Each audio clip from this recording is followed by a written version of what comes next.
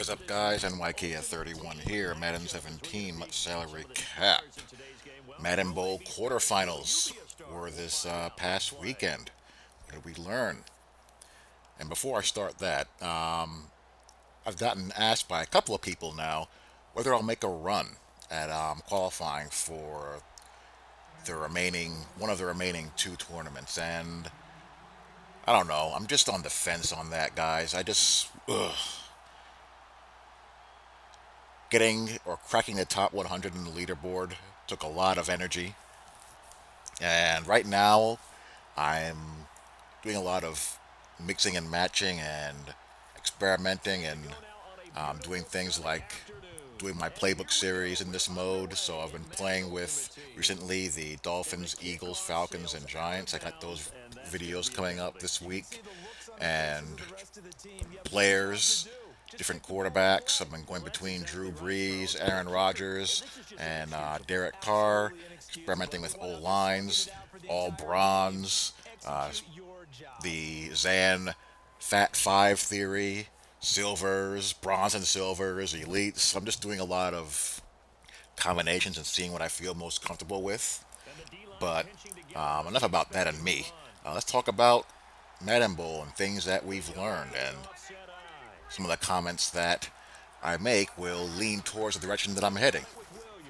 So, the first thing that we've learned is that I don't care what anyone says, one on one downfield user catches are back in the building.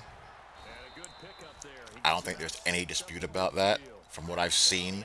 Um, One can argue that the players are significantly better than what they were earlier, and that's part of it. I mean, there's only a handful of guys that can make those spec catches anyway on a level that you would trust trying them with. Moss, the out of position Deion Sanders, Herman Moore can do it. Jimmy Graham can do it. Gronk certainly can. It's not like last year where you had cardiac arrest with anyone rated 90 could pull them off. It seems to be that the really high spec catch guys are the ones that you have to fear, and that's the way it should be. I have no problem with that. You've never seen me complain about guys winning one-on-one downfield balls, and you never will see me complain. Receivers make that kind of play every single week all over the league and all over college football now. So I'm okay with that. There needs to be fear of those guys. And in my opinion, guys were getting a little bit too safe. So I have no issue with that whatsoever. Observation number one. Observation number two, the Saints playbook is back in the building. It's long been one of the top playbooks in the game, in my opinion, and the opinion of others, and you saw widespread use of it in the Madden Bowl quarterfinals, and I cannot wait to get to it in my playbook series.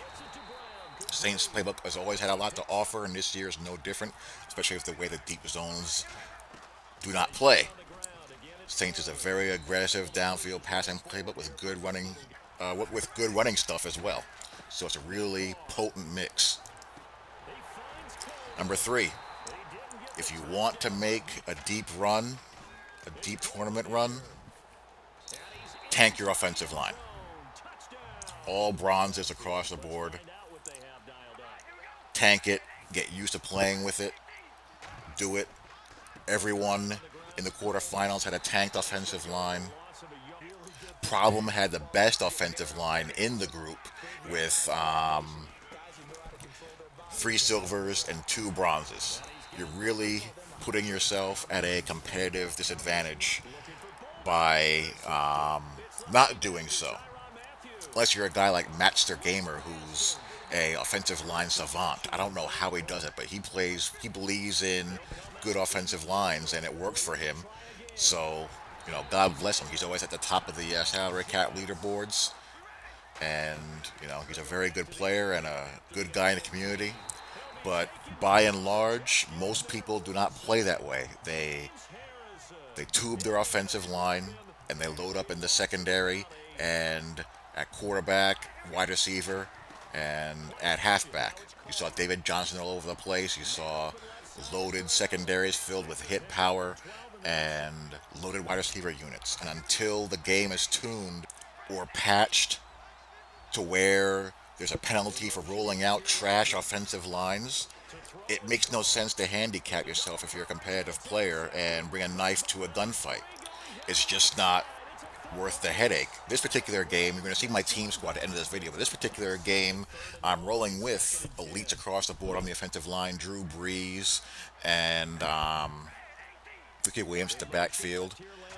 And because of that, I had to go bargain on the receiver unit and also in some spots the defensive backfield. You have to ask yourself, is it really worth it? And the resounding answer, based off the guys who made it this that deep and are also in the semifinals, their resounding answer is no, it's not worth it. So again, why handicap yourself? And lastly, Nickel Blitz 2. Lots of Nickel Blitz 2. Nickel Blitz 2 is a new double loop blitz of last year, or Mike Scrape, or what have you. Nickel Blitz 2 is the defense du jour, along with Dime 326, of course. But I saw more Nickel Blitz than I saw Dime 326. So maybe the trend earlier seemed to be dollar 326. Maybe it's shifting to nickel. Who knows? These things can change on a seemingly daily basis. Didn't see a lot of single back jumbo heavy. Didn't see any of it in the quarterfinal stage. Maybe that fad is fading away. So those were my observations from the Madden Bowl. Love to hear your guys' thoughts. Here's the current squad that I'm rolling with. Again, I'm going to make up my mind whether or not I want to put the nose to the grindstone again the next couple of days. I think it would be good for the community. A couple of you guys have mentioned that, and I do agree it'd be fun for the community, I think, especially the sim heads, to see a sim guy give it his best shot. But you know, I'll have to really commit to it. No fooling around, no nonsense, no experimentation.